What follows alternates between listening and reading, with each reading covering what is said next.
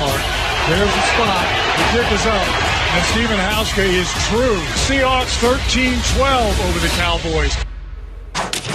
The Seahawks pull off the win in Jerry's World with a late field goal, as you just saw. A low-scoring affair, 13-12. Now, of course, Stephen A. had Seattle as his NFC Super Bowl pick, Skip Dallas. Stephen A., how do you feel about your Super Bowl pick now? I'm not comfortable with them.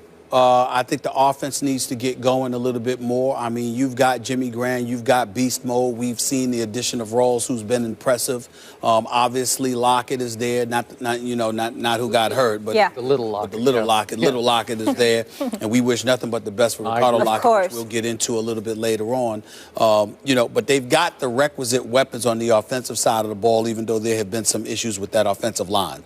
But because there's been issues with that offensive line, Russell Wilson entered yesterday's game being sacked more than anybody, and Marshawn Lynch hasn't appeared to be beast mode for more than one game this season, which was last week, more so than at any other time, even though we all know he missed a couple of games.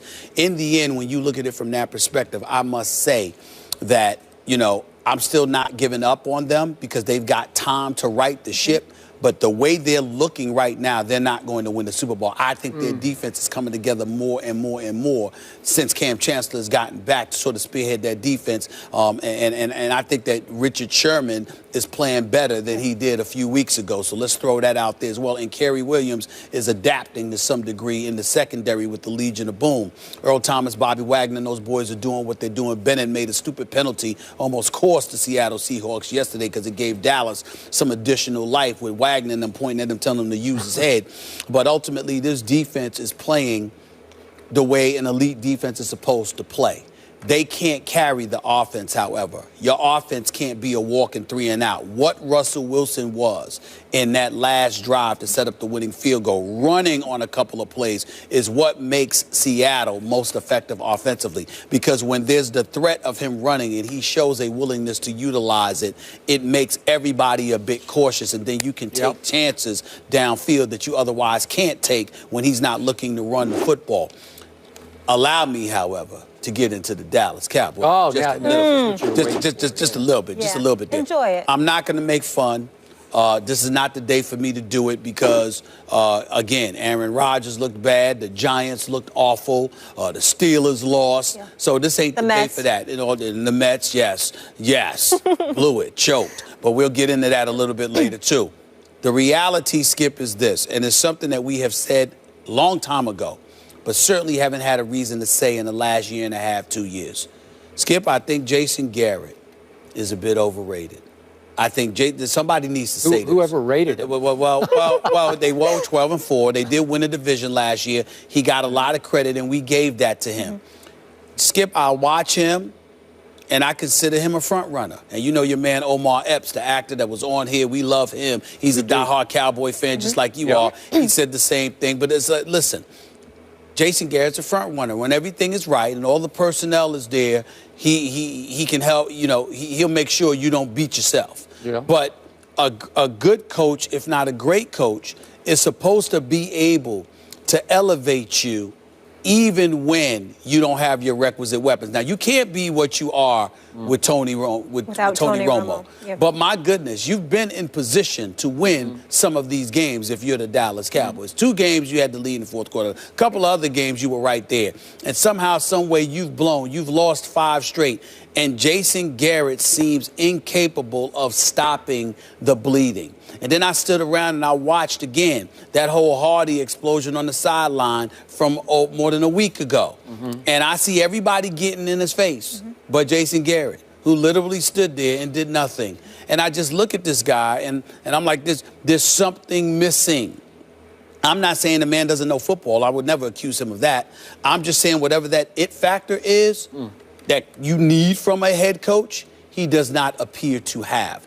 Dallas actually should have won that game last night. And by the way, that wasn't a touchdown by Wilson, and I get that, but it was close enough where I can understand how the officials could give it to him, and to me, they would have scored anyway from that position. Right. So it's no big deal. That's all I got to say. Finished? Yep. Is the show over yet? That was a long answer. I didn't think it was, but go ahead. All right. There's a two for one. Yeah, you know, it wasn't nearly as long as you starting off the show talking about Aaron Rodgers. That was some rich stuff. That was some material. Yeah. You're allowed to bring it once every 6 months. Go ahead. Oh. To your Jason Garrett point, right. What he does best is he claps, he backslaps, he pushes the guys like for fun when they come off the field, like way to go. You know, he's a cheerleader. Yeah. Right. Seriously. He's like a male cheerleader, like the Texas A&M male cheerleaders. They're great. I love to watch them, but I don't want him coaching my team, especially. Yeah. Okay. I can't knock you Here's saying what's that. funny about what you just said. I am more up on your Seahawks than I am on my Cowboys. Where I liked them yesterday. I thought they were good. I thought when Russell Wilson needed to make some plays, he converted 3 straight big third downs. Not easy. And got him down in position to win the football game with a field goal. I admired that about him. And that defense, it's rounding back into form. You got to admit, it's formidable now, right? Yeah. Richard Sherman was really good. I would like to see Richard Sherman against a 100% healthy Des Bryant being thrown to by Tony Romo, but that's a whole nother issue. Yeah. Maybe God help us, we'd see that somewhere down the, maybe in the postseason. But I'm about to give up on my postseason chances here because we have gone from the castle to the outhouse, have my Cowboys. I was trying to do it the other way around, but now we have gone to the outhouse. That's 5 straight losses. It's tearing my soul out game after game. That was excruciating. I knew it was coming. I picked the Seahawks, and not once in that whole game did I ever really believe my Dallas Cowboys would win that game. And yet they teased me and they pulled me along, and I had to sit and wait all the way to the bitter end for another kick me in the stomach kind of a loss. My point is, in the end, and I tweeted this yesterday, and I'm not joking about this, Matt Castle made me miss Brandon Weeden. I laughed when I read that on my timeline. I did laugh. But I'm serious. Yeah. I'm ready to say maybe we should have just stayed on the Weeden. Just stayed on the Weeden. Right. I don't know. Because Matt Castle was almost as bad as Mr. Rodgers was in the late game. He was. He threw for 97 yards. Aaron Rodgers, 77 yards. But still, it felt inept the whole day. It felt like we had no shot the whole day with Matt Castle, even though I know he tries to throw the ball down the field a lot more than Brandon Weeden did. It's like he's throwing a Nerf football. It's like he's throwing a baseball changeup where the arm motion is fast and the ball comes out with no velocity. I'm saying, what was that, a slip pitch? What was that? Because the ball just hangs in the air like a punt. I get why Buffalo said, you know what, we're going with Tyrod here. Because when we were up at the camp, I really thought, well, they'll just try to get Matt Castle to be a caretaker, game manager. But they said, no, he's pretty much washed up, and he looked washed up to me yesterday. My defense did hang in pretty well. I will give him that, except when it was time to make a play, they couldn't make the play. And finally, obviously, for the first time in 5 games, somebody forced a turnover. Way to go, Greg Hardy. Bats the ball up in the air, intercepts it. And then what happened? Greg Hardy let the 5'10" quarterback for the Seattle Seahawks tackle him, drop him like a big sack of potatoes, tackle him around. Look at this. He tackles Greg Hardy. Do you realize? Super Bowl winning quarterback. Yeah, okay, this is it. He tackles him. Stephen A., he's going to score because beast mode's coming behind him, but I don't think he would have caught him. I just don't think he would have caught him. Sometimes. Okay. Why you treat Greg Hardy like he's some running back? Here's what I thought. You know why? At that moment, I wanted some of the special team players to run up to him and get in his face. You let the little quarterback, the shortest quarterback in football tackle you? First of all, that's what I wanted. First of all, this isn't basketball where he's a center and you're trying to defend him and block his shot. This is football. It doesn't matter what your height is when it comes to a tackle. Hey. You ever see them legs on Russell Wilson? He's not some little miniature small dude. No matter how big Greg Hardy, let me tell you, he got massive legs, okay? That's number one. Number two, Greg Hardy sat up there and tapped the ball and then came down and tried to run, but Russell Wilson was already practically at his legs. Number 3, he's a defensive tackle. He's not a stiff arm. Defensive end. Stiff arm. Again, run through him. Russell Wilson. Skip. That's ridiculous. Run through him. The fact is, Russell Wilson's relatively short. Look at his legs. What's he supposed to do? Cost him 4 points and effectively. Okay, I'll give it up to Russell Wilson. Right. I'll flip it around and do positive Russell. Right. He saved the game for the Seahawks. That's all. Because if Greg Hardy scores, that's +4 because obviously Matt Castle stalls and we have to kick the field goal. 4 points. It was huge in that game. So, well, let's also not forget this. Marshawn Lynch gets tackled out of bounds. You don't get tackled out of bounds. Dallas Billy get. They still had no shot. They had no shot. I never thought I had a shot. He gave them like an additional 40, 45 seconds, which wasn't smart on his part. Okay, you could have given him 3 minutes and 45 seconds, and Matt Castle could not have gotten the ball even in field goal position. So the point is, look, Dez came back. We both thought it was a little prematurely.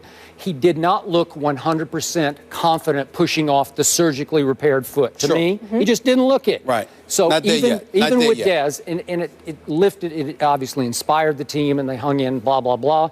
But now, can Matt Castle beat Sam Bradford next Sunday at Jerry World? I don't know. I hope so, but I wouldn't bet a nickel on it right now. Depends what Eagles team shows up. Okay, but it's going to come down to that for my Cowboys. I would remind you, once again, we get back to Jason Garrett, because when Jason Garrett took over for the Cowboys, if you recall, Tony Romo was out and John Kitna was your quarterback. All right, Tony Romo's rating at that particular time wasn't bad. I know he wasn't bad. What I'm trying to say is that you went 5-3 without Romo before in the past. You had John Kitna. This time with Whedon, and let me say this to you. I think Brandon Whedon's getting a bad rap. I repeat. The Dallas Cowboys, think about it. You had the lead against the Atlanta Falcons. You were tied in overtime, and that was a defensive miscommunication. Okay. You know, Brandon Whedon. So would you put him back in next week? Yeah, would you go with him? Why not? What do you have to lose? Because, Matt Castle's not, again, like and everything you just said, to gain. I would put Brandon Whedon back in there this week. Why not? Because I got to tell you, I thought he got a bad rap. I never thought that he should have been taken out. It just didn't matter whether he did or didn't because it's the Cowboys. But the flip side to it is that if you're Brandon Whedon, it was not his fault that they lost those games. Yep. It was not his fault. All right. And he did throw a late touchdown pass at the Eagles. He threw an interception against Atlanta, but they had a lead at that time. Now, it sparked their comeback, but you still, even after they scored off of, once they intercepted them and then drove downfield, you still had a lead. So in the end, they were up 28-17 at halftime. And 21-7 prior to that. Yeah. So the point is, Brandon Whedon put them in positions to win, and there were other factors that contributed to them losing. Well, they should have never taken him out to begin with. That's the point. But he was playing not to lose instead of to win. Well, at least Matt Castle when tries. has Matt Castle ever played to win? I was. He'll throw it down the field. Brandon Whedon wouldn't throw it down the field to anybody. Maybe they weren't open. You have two quarterbacks. You have none. Bottom line, you need Romo back. That is correct. Seattle's starting to look a little bit like Seattle again. The Royals win their first championship in 30 years, but did the Mets give the title to Kansas City? We'll recap.